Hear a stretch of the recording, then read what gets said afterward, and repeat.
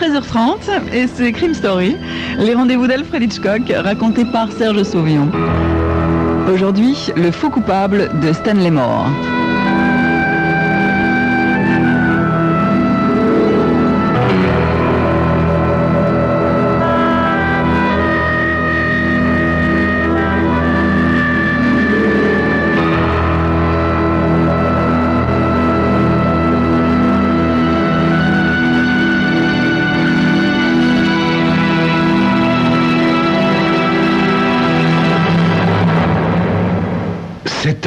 Passé. Mais Martin Sheenan reconnaît tout de suite le lieutenant de police Phillips, qui l'attend avec 2 de ses hommes à l'arrêt de l'autobus. Le lieutenant Phillips mâchouille son éternel bout de cigare. Alors, Sheenan, content d'être sorti? Je suis sûr que vous allez prendre soin de votre liberté sur parole, n'est-ce pas? Je vais surtout prendre soin de moi-même, lieutenant. Phillips fronce un sourcil et pose sa grosse patte sur l'épaule de Sheenan, l'invitant à le suivre, direction le parking. Martin Sheenan ne proteste pas. Ces 7 années passées en prison, encore très fraîches, l'ont habitué à obéir sans poser de questions. Vous savez, Sheenan, depuis que j'ai appris que vous alliez être libéré sur parole, c'est fou ce que j'ai pensé à vous et aux 10 000 $. Ça représente une sacrée somme, hein? Le lieutenant observe Sheenan. Il se trouve maintenant au second sous-sol du parking. Sheenan reconnaît la voiture noire des flics, garée dans la dernière allée. 10 000 $, reprend Phillips.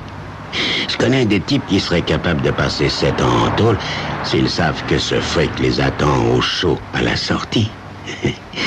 Je me suis demandé si vous faisiez partie de ce genre de type, Sheenan. Martin ébauche un sourire. C'est pas un mauvais salaire, lieutenant, non? S'il peut en profiter, ajoute Phillips.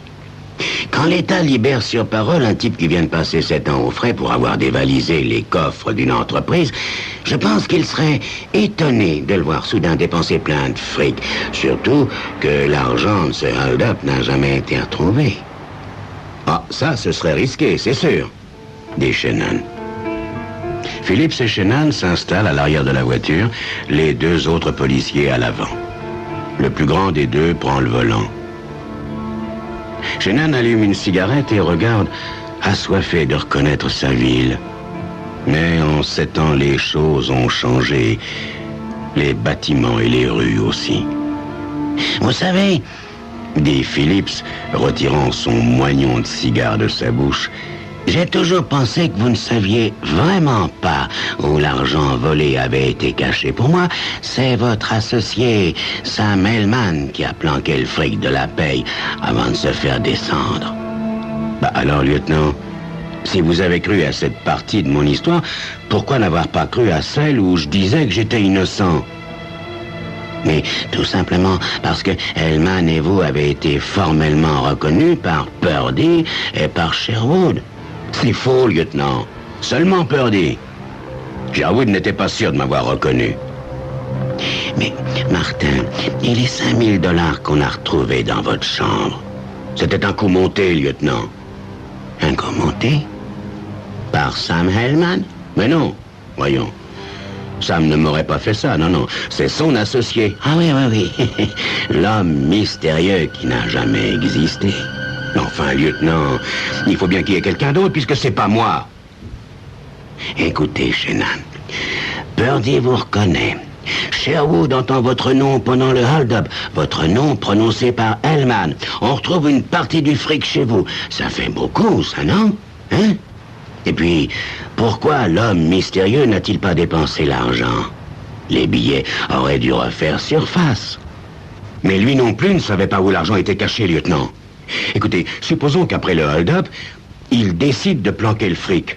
L'homme qui est avec Sam, en entendant mon nom, décide de faire de moi un gogo. Il planque 5 000 $ chez moi, sûr que je deviendrai le suspect numéro 1. Dans l'intervalle, Sam a mis le fric en lieu sûr, mais avec sa jambe de bois, il a du mal à marcher et encore plus de mal à courir. En traversant la voie de chemin de fer, il trébuche contre un rail et il est coupé en deux par le train qui déboule sans avoir pu rien faire, et le fric, disparu.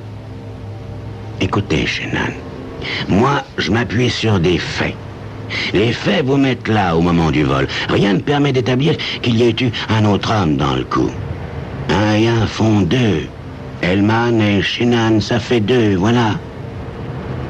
Sam s'est trompé, lieutenant. Il n'a pas pu monter cette mise en scène. Écoutez, Shannon, tout ça n'a plus aucune importance. Voyez-vous, je me fiche que vous soyez ou non innocent. Moi, tout ce que je veux, c'est retrouver ce fric. Vous connaissiez Hellman mieux que personne, et vous avez eu 7 ans pour trouver la planque. Et puis, la femme de Hellman est toujours en vie. Bon, maintenant vous pouvez descendre, vous êtes arrivés. Mais n'oubliez pas, Martin, si vous trouvez l'argent, envoyez-le nous.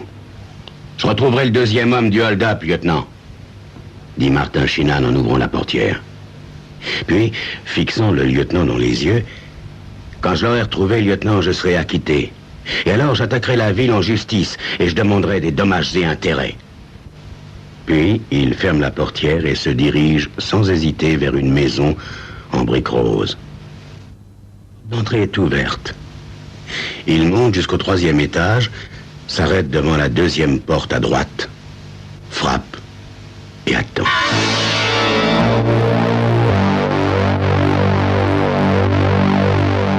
Judy Hellman met un certain temps avant d'ouvrir la porte.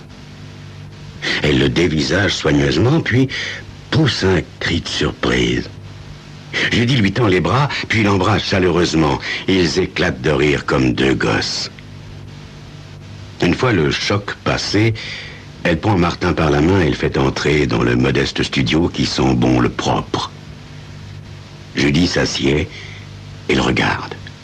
Oh, Martin, ça fait si longtemps. Oui. Trop longtemps, Judy. Tu as faim? Soif? Attends, j'ai du café encore chaud à la cuisine. Martin la suit jusqu'à la kitchenette et aussi regarde ces 7 années qui ont passé sur la jeune femme. Certes, Judy a un peu grossi, mais elle a toujours ses yeux rieurs et ses très jolies jambes. La vue de ses formes féminines lui rappelle qu'il n'a pas tenu une femme dans ses bras depuis longtemps. Très longtemps. Martin regarde ailleurs car il se souvient aussi que Judy était la femme de Sam. Il connaissait Judy depuis presque aussi longtemps que Sam. Ils avaient fait ensemble leurs études secondaires. Sam, à l'époque, sortait avec Judy pendant qu'ils faisaient leur service militaire. Et puis, il y avait eu la guerre de Corée. 6 mois très durs dans les tranchées. Et puis le fameux jour où Sam, touché par un éclat de but à la jambe gauche, fut amputé. Sam et Judy s'étaient mariés 1 an après la fin de la guerre. Sam était caissier au transport Sherwood. Martin, lui, était camionneur. L'infirmité de Sam l'empêchait de faire une carrière et d'avoir de l'avancement. Cette situation le rendait de plus en plus aigri. Il buvait de plus en plus aussi. Un jour où il n'était pas à jeun, Sam lui avait dit que c'était un jeu d'enfant que de cambrioler la boîte. Martin l'avait envoyé promener et Sam n'en avait plus jamais reparlé jusqu'au jour où le lieutenant Phillips fit irruption chez Shannon et trouva les $5000. Le café est chaud et bon. Martin allume une cigarette et se racle la gorge avant de poser la question qui lui brûle les lèvres depuis très longtemps. Je dis, il y a certaines choses que j'aimerais savoir. Étais-tu au courant pour le hold-up? Elle secoue la tête et lui répond d'une voix détendue. J'aimerais mieux ne pas en parler, Martin. Tout ça est terminé maintenant. Je sais bien que ça n'a pas dû être facile pour toi non plus, Judy. Mais comprends-moi, ça fait 7 ans que je me demande qui a fait le coup avec Sam. Il a bien dû t'en parler. Non, Martin. Je n'étais au courant de rien. Déçu, Martin se lève du tabouret et retourne s'asseoir sur le canapé. Judy vient le rejoindre et lui passe la main sur la joue. Martin garde cette main qu'il couvre de baisers. Judy recule, mais son léger refus ne fait que l'exciter davantage.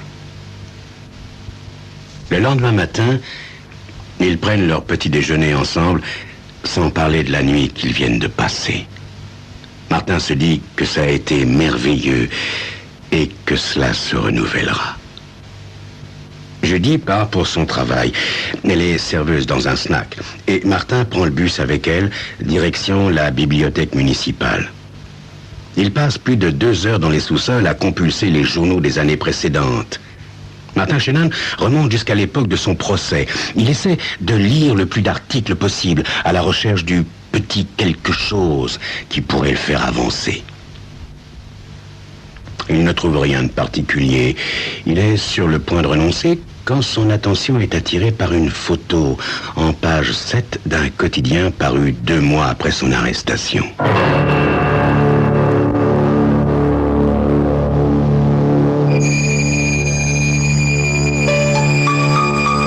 Martin Shannon a-t-il enfin une piste? C'est ce que vous saurez dans quelques instants.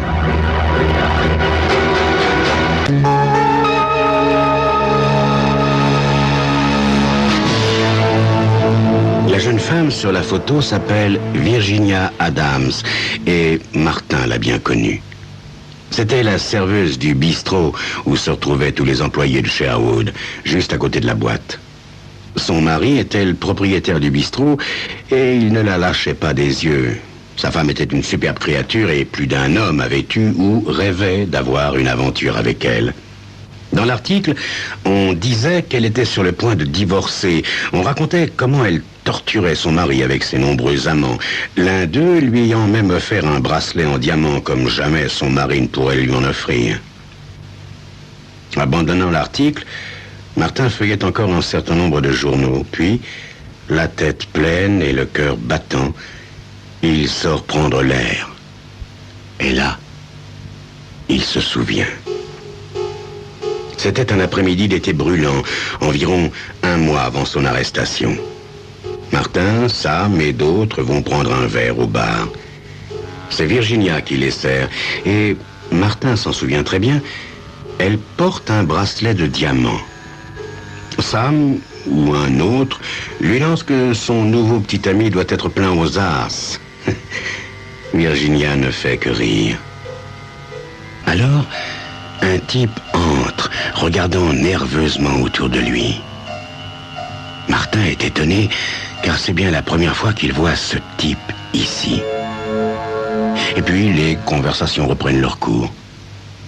Mais, aujourd'hui, Martin se demande s'il n'y a pas un rapport entre le hold-up et cet homme qui était entré.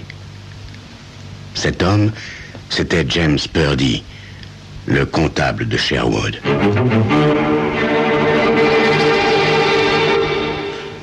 Martin prend un bus qui traverse la ville et descend devant l'entreprise Sherwood. Sans trop regarder les employés, il se dirige vers les bureaux de la direction. La secrétaire a un sourire de pub. « Dites à votre patron que Martin Shannon veut lui parler. Il sait qui je suis. » La fille part en ondulant des hanches. Martin attend nerveusement en se disant que rien n'a changé, rien, sauf qu'il s'attendait à trouver James Purdy à la place de la secrétaire. Celle-ci revient et lui fait signe d'entrer. « Bonjour, Shannon, » lui dit Sherwood. « Depuis quand êtes-vous revenu ?»« Depuis la nuit dernière, monsieur. Voilà, je n'irai pas par 4 chemins. Vous avez tout fait pour m'envoyer en prison. Cependant, si vous avez reconnu Sam, vous n'étiez pas sûr que j'étais le second agresseur. Aussi, j'aimerais savoir si, dans votre esprit, vous avez le moindre doute. » « Enfin, vous avez été condamné, Shannon. »« À tort, monsieur. À tort. Aussi, j'ai l'intention d'obtenir réparation. Voyez-vous, ce matin, j'ai parcouru les journaux de l'époque et je suis tombé sur un article concernant le divorce de Virginia Adams. Vous savez, elle travaillait au bar à côté. Oui, je suis au courant. Purdy a cessé de travailler pour moi peu de temps après, d'ailleurs. Shannon sursaute. Il était impliqué? Je veux dire, impliqué dans ce divorce? Absolument, oui, mais tout cela est resté confidentiel.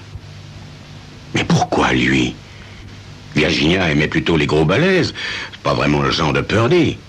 Seul son fric aurait pu intéresser la belle Virginia.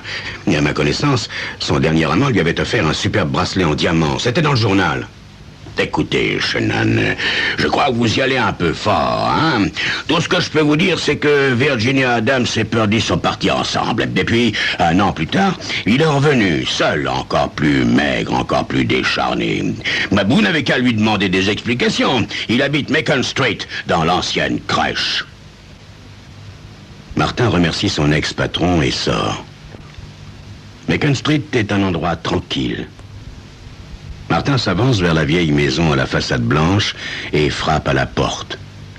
Oui? Qui c'est? Je voudrais voir Monsieur Purdy. Et qui êtes-vous? Martin Shannon. Il entend un bruit de pas traînant. Il attend. Il attend un bon moment. Il va frapper à nouveau quand une voiture s'arrête bruyamment derrière lui. Une voiture de police. Votre nom? Demande le flic. Martin Shannon. Nous avons reçu un appel nous disant que vous vouliez entrer de force dans cette maison. Pour un type libéré sur parole, ça fait mauvais genre, vous ne trouvez pas? Shannon réussit à parlementer avec le flic zélé et, dépité, il rentre chez Judy avec, sous chaque bras, un carton de bière, 12 canettes en tout. Il en avale 6 à la suite. Et alors, il voit 2 canapés et 3 tables dans la cuisine. Judy arrive à 6 heures et, en lui faisant la bise, s'aperçoit de son état. Il essaie de l'approcher. « Eh, bats les pattes, c'est un café qu'il te faut, pas un câlin. »« C'est pas juste, » dit Martin. « J'ai retrouvé Purdy, j'ai pas pu entrer. Comment je vais faire pour leur prouver à tous que c'est une machination, une abominable machination ?» Le lendemain matin, après un réveil difficile, Martin décide de refaire le chemin qu'avait dû faire Sam et son complice le soir du hold-up. Il passe le reste de la journée à essayer de réfléchir. En vain. Il a l'impression de tourner en rond. En rentrant vers 22h30, une voix masculine l'interpelle dans le hall de l'immeuble. Shannon n'a pas besoin de se retourner pour savoir qui est là. Purdy a été assassiné il y a 1 heure environ, dit Phillips. Une balle dans la nuque. Sur la route qui les mène au commissariat, Martin Shannon a l'air soucieux. Quelle poisse, lieutenant. Quelle poisse. Purdy, c'était mon ticket gagnant pour ma liberté. Si vous le dites, ajoute le lieutenant étonné par l'accent de sincérité de Shannon. Si vous êtes vraiment innocent, le meurtrier de Purdy est sans doute le même qui a participé au braquage avec Hellman. En voyant que vous étiez sorti de tôle, il a eu peur que Purdy ne parle. Je suis sûr que Purdy aurait parlé, lieutenant. Il était dans le coup d'une façon ou d'une autre. Enfin, pour qu'une fille comme Virginia Adams s'intéresse à lui, il fallait bien qu'il ait du fric. Maintenant, il faut que je la retrouve. Bien, dit le lieutenant. Maintenant, Shannon, vous allez rentrer chez vous et dormir un peu. Je crois que vous en avez besoin. Et le lieutenant sort son éternel bout de cigare et l'allume. Alors qu'il n'y a plus de métro et Martin n'a pas assez d'argent pour prendre un taxi. Alors il rentre à pied. Il est plus d'1 heure quand il atteint l'immeuble où habite Judy. Il frappe. D'abord, il n'entend rien, puis des bruits de pas précipités. Il frappe à nouveau. « Judy, c'est moi, Martin, ouvre !»« Non, écoute, je ne peux pas t'ouvrir. Va à l'hôtel cette nuit. » Lâche-t-elle derrière la porte. « Enfin, écoute, Judy, je t'embêterai pas. Puis j'ai pas un sou sur moi. Allez, ouvre, je suis crevé. Et puis, Purdy a été assassiné, alors je vais pas te laisser seul cette nuit. » Un lourd silence s'établit pendant de longues secondes. Shannon va sonner à nouveau quand la porte s'ouvre. « Entre, Martin, » dit-elle d'une voix étrange. Martin entre et sent quelque chose, une présence là, dans le coin, dans l'ombre. Il appuie sur le commutateur. La pièce est inondée de lumière Et devant Martin, un homme, un calibre 38 dans la main. Un homme qui ricane méchamment et qui fait un pas vers lui. Sa jambe gauche est raide et lourde. Martin ouvre la bouche sans pouvoir dire un mot. Sam Hellman éclate de rire. C'est bien moi, Martin, comme tu vois, je suis toujours en vie. Je comprends, dit Martin. Tu as tout monté contre moi, n'est-ce pas? La ferme! T'avais qu'à marquer dans ma combine. Ça m'aurait évité de monter cette machination contre toi. Alors, Purdy? Ouais. C'est Purdy qui a piqué les 10 000 $ dans la caisse. Il cherchait un moyen pour que ça passe inaperçu. Alors, quand je lui ai parlé de mon idée, il l'a trouvé géniale. Ensuite, j'ai trouvé un clodo avec une jambe amochée comme moi. Et c'est lui que tu as appelé par mon nom pour que Sherwood l'entende. Et c'est avec Purdy que vous avez planqué le fric chez moi. Ouais. Et j'ai assommé le clodo avant de le balancer sous le train, tu vois. C'est simple. Martin se tourne et regarde Judy. Et toi, ma douce, tu savais tout ça pendant tout ce temps? Tu as même reconnu le corps et tu m'as laissé croupir 7 ans en prison. Et j'ajouterais que t'es sorti trop tôt, mon pote, dit Sam, haineux. Encore quelques mois et je venais chercher Judy. C'est faux, dit Shannon.